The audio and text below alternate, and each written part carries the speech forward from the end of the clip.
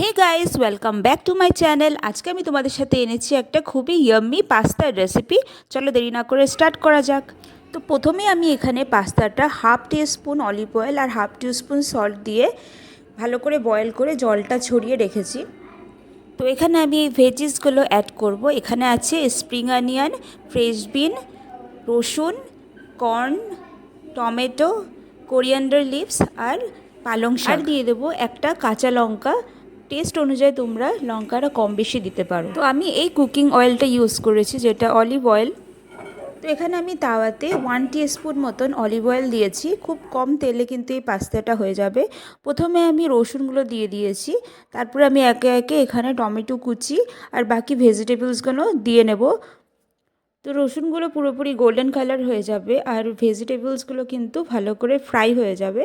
এর মধ্যে আমি সব ভেজিটেবলস দিয়ে দিয়েছি এক এক করে।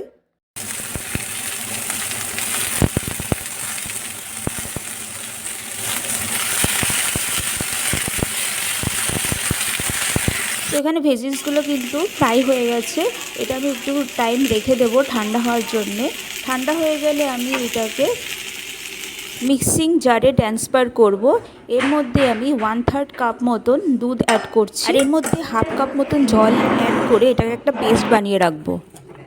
এবার কড়াইতে 1 চামচ মতন আমি অলিভ অয়েল দিয়েছি আর এর মধ্যে একটা ছোট পেঁয়াজ টুকরো করে কেটে এর মধ্যে দিয়ে দিলাম। পেঁয়াজটা গোল্ডেন ব্রাউন হওয়া পর্যন্ত আমি এটাকে ফ্রাই করে নেব।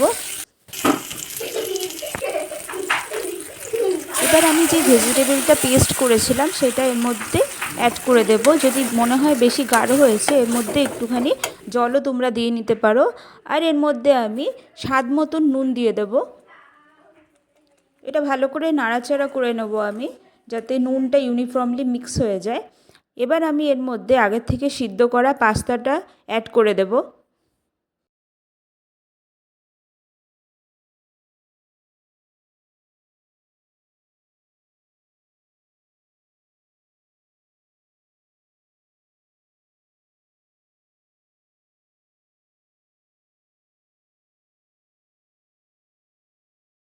সো পাস্তাটা ভালো করে এই পেস্টের সাথে মিশিয়ে নিলে পরে কিন্তু আমাদের pasta almost ready.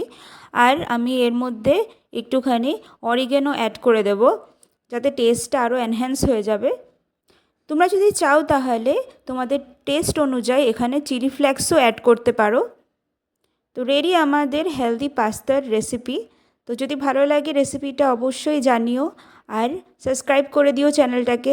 Thank you for watching, keep watching, have a good day, bye by.